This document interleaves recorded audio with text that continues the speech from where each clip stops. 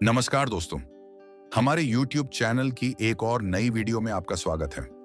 दोस्तों, इस वीडियो में हम आपको नवरात्रों की कथा के बारे में बताएंगे और यह भी बताएंगे कि नवरात्रि क्यों मनाए जाते हैं। तो इस वीडियो को अंत तक जरूर देखना और चैनल पर पहली बार आए हो तो कृपया सब्सक्राइब जरूर करना, ऐसी ही ज्ञान से भरपूर वीडियोस को देखने के लिए। तो चलिए वीडियो शुरू करते हैं।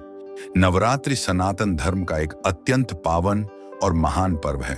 यह पर्व हर वर्ष 2 बार आता है, चैत्र और आश्विन मास में।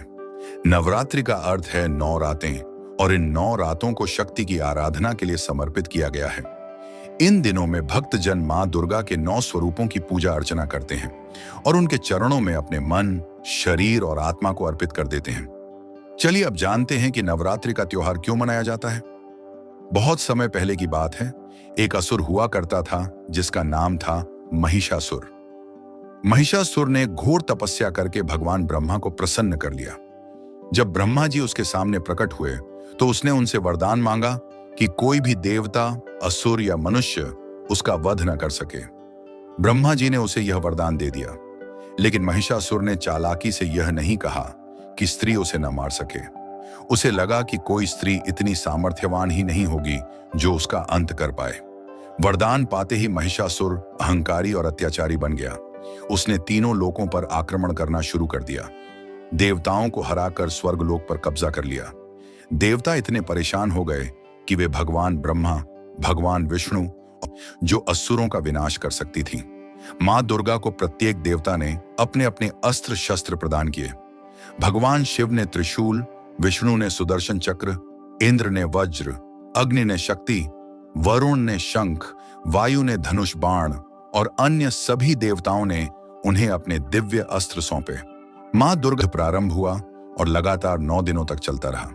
महिषासुर कभी भैंसे का रूप लेता, कभी शेर, कभी हाथी और कभी मनुष्य का, लेकिन मां दुर्गा हर बार अपने अस्त्र शस्त्रों से उसका सामना करती और उसे परास्त कर देती। 9 दिनों तक यह युद्ध चलता रहा और अंततः 10वें दिन मां दुर्गा ने महिषासुर का वध कर दिया। उसी दिन से बुराई पर अच्छाई की विजय का प्रतीक विजयादशमी का पर्व मनाया जाने लगा।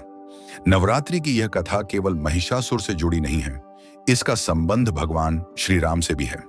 जब श्री राम रावण से युद्ध करने जा रहे थे तो उन्होंने मां दुर्गा की आराधना की थी।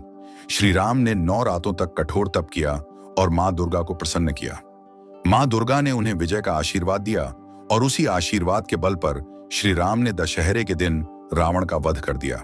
इसीलिए नवरात्रि को रामायण से भी जोड़ा जाता है। नवरात्रि के 9 दिनों में मां दुर्गा के 9 स्वरूपों की पूजा की जाती है। पहले दिन मां शैलपुत्री की पूजा होती है, जो स्थिरता और शक्ति का प्रतीक है। दूसरे दिन मां ब्रह्मचारिणी की आराधना की जाती है, जो तप और संयम का स्वरूप है। तीसरे दिन मां चंद्रघंटा की पूजा होती है, जिनका स्वरूप साहस और निर्भयता प्रदान करता है। चौथे दिन मां कूष्मांडा की पूजा होती है, जिन्हें ब्रह्मांड की सृष्टिकर्ता माना जाता है।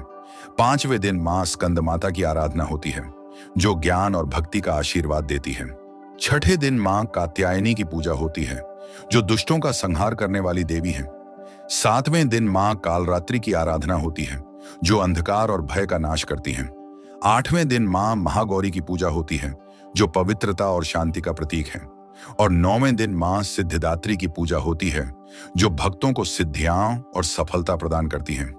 इन 9 दिनों तक भक्त उपवास रखते हैं, मां के मंत्रों का जप करते हैं, गरबा और डांडिया जैसे सांस्कृतिक आयोजन करते हैं। नवरात्रि केवल एक धार्मिक उत्सव नहीं, बल्कि यह साधना और आत्मशुद्धि का अवसर है।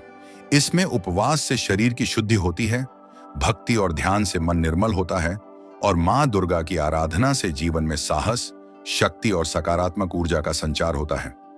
नवरात्रि हमें यही संदेश देती है कि जब जब अधर्म और अन्याय बढ़ता है, तब तब मां शक्ति अपने भक्तों की रक्षा के लिए अवतरित होती है। महिषासुर की तरह चाहे कोई भी दुष्ट और अहंकारी क्यों ना हो, अंत में उसका विनाश निश्चित है। यह पर्व हमें प्रेरित करता है कि जीवन की हर कठिनाई का सामना साहस और भक्ति से करना चाहिए। इसीलिए नवरात्रि को शक्ति की उपासना और आत्मबल का पर्व माना जाता है। भक्तजन मां दुर्गा से यही प्रार्थना करते हैं कि वे उनके जीवन से सभी नकारात्मकता और अंधकार को दूर करें और उन्हें धर्म, साहस, भक्ति और शांति का आशीर्वाद दें। यही है नवरात्रि की संपूर्ण कथा, जो हमें हर वर्ष यह याद दिलाती है कि अच्छाई सदा विजयी होती है और बुराई का अंत निश्चित है। तो दोस्तों, वीडियो में अंत तक हमारे साथ बने रहने के लिए आपका बहुत बहुत धन्यवाद। अगर आपको माता रानी के नवरात्रों की यह वीडियो अच्छी लगी हो तो इस वीडियो को लाइक और शेयर करें, चैनल को सब्सक्राइब करें और कमेंट में जय माता दी लिखना ना भूलें। धन्यवाद।